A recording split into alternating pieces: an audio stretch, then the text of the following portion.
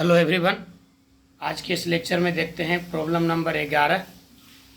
Question है in a triangle A B C if angles A B C are in A P then a plus c upon under root a square plus c square minus a c, इसका value क्या होगा। ये बड़ा अच्छा सवाल BPSC TRE 4.0 PGT maths के लिए। देखिए इस सवाल को कैसे बनाएंगे। क्वेश्चन कह रहा है कि किसी ट्रायंगल ए बी सी में आपका एंगल जो है ए बी सी वो ए पी में है। तो यहाँ से पहले हम ए पी का कंडीशन लगा देते हैं कि अगर ए बी सी ए पी में है तो इसका मतलब क्या होगा। इसका मतलब होगा कि बीच वाले एंगल का जो डबल है वो पहले और आखिरी के जोड़ के बराबर होगा, यानी 2b is equals to a plus c. अब यहाँ लगा दीजिए कि ट्रायंगल के तीनों एंगल का सम कितना हो जाएगा, तो 180 degree. A plus b plus c is equals to होगा 180 डिग्री। अब आप ए प्लस सी के जगह पर 2b प्लेस कर दीजिए, तो ए प्लस सी के जगह पर हो गया 2b और एक b, यानी 3b इज इक्वल्स टू हो गया 180 डिग्री। तो आप यहाँ से लिख सकते हैं कि b का वैल्यू हो गया 60 डिग्री। अब यहाँ से सवाल बनेगा, जब एक एंगल मिल गया तो अब आप लगा सकते हैं कि किसी ट्रायंगल में कोसाइन फार्मूला को कैसे यूज करेंगे। यानी एक एंगल दिया हुआ रहे और साइड के बीच में रिलेशन निकालना हो तो कोसाइन फार्मूला यूज करेंगे। कोसाइन फार्मूला कैसे यूज करेंगे। कोसाइन फार्मूला होता है किसी ट्रायंगल ए बी सी में जिस एंगल को आप निकालना चाहें उस पर कॉस लगा देंगे। ए के सामने का साइड ए, ये बी और ये सी। मान लीजिए ए निकालना है तो कॉस ए का फॉर्मूला होगा b square plus c square minus a square upon 2bc। अगर हम कॉस बी निकालना चाहें तो cos b is equals to होगा a square plus c square minus b square upon 2ac।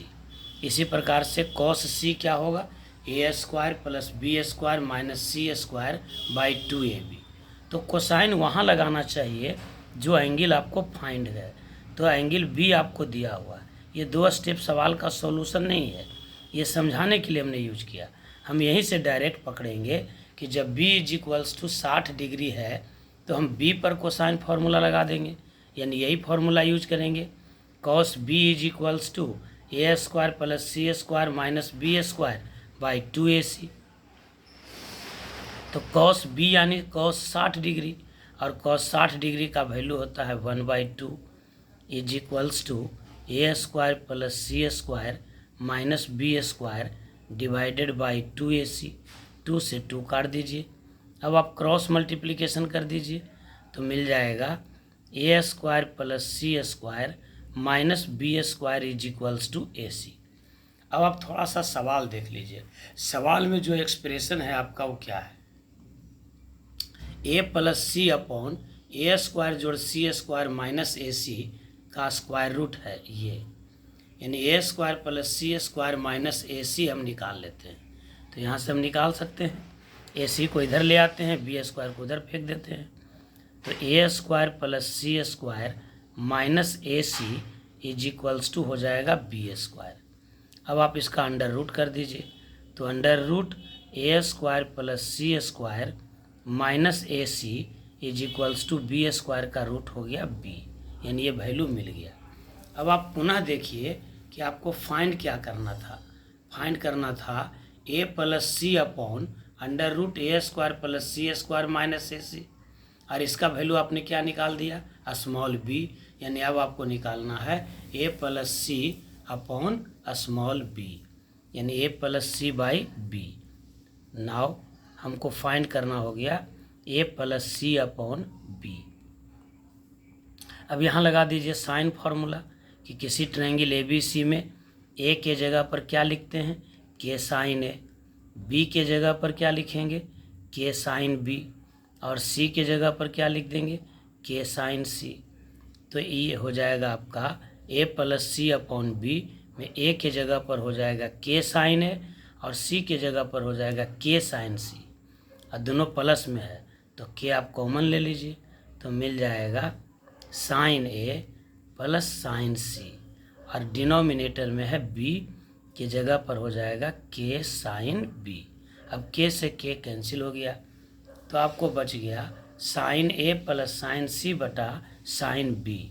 अब यहाँ फॉर्मूला लगा दीजिए sine c plus sine d का, तो क्या हो जाएगा 2 sine c plus d by 2 into cos c minus d by 2 divided by sine b. और ज़रा ध्यान रखिए कि ऊपर में जो कैलकुलेशन किए हैं उसके आधार पर अब हमको क्या मिल जाएगा। तो अभी आप देखिए ए प्लस सी बाई 2 पर विकास कीजिए, कंसंट्रेट कीजिए ए प्लस सी पर। तो देखिए अभी हम लोग सीखे थे कि ए प्लस सी बराबर क्या हो जाएगा भाई, तो ए प्लस सी बराबर हो जाएगा 2b। क्यों?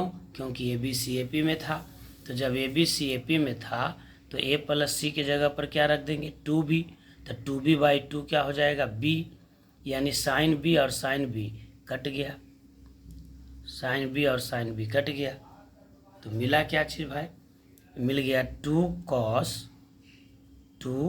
कॉस ए माइनस यहाँ सी बाई 2, ये सी था, ये फॉर्मूला था sine a plus sine c का, 2 sine a plus c by 2 into cos a minus c by 2। B लिख दिए थे फॉर्मूला में, हम कह दिए थे sine a plus sine b, तो sine a plus sine b के हिसाब से कर दिया। यहाँ है sine a plus sine c, तो 2 sine a plus c by 2 into cos a minus c by 2। तो ये इसको मेन समझना था कि ए प्लस सी के जगह पर आप रख देंगे 2b। यही चीज़ ध्यान में रखना है कंपटीशन में, एग्जामिनेशन के समय में, कि ये सब बात एट रैंडम ध्यान में आता है कि नहीं।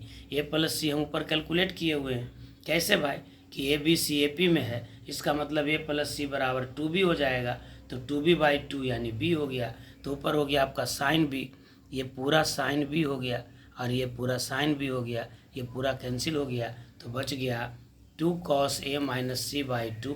अब आप देख लीजिए 2 cos a minus c by 2 कहाँ है, तो आंसर हो जाएगा आपका सी। बहुत ही अच्छा सवाल है, प्रॉपर्टीज ऑफ ट्रायंगल से रिलेटेड ये सवाल एक बार फिर से हम समझा देते हैं। किसी ट्रायंगल ए बी सी में एंगल ए बी सी अगर ए पी में है तो ए plus c upon under root a square plus c square minus a सी बराबर क्या होगा।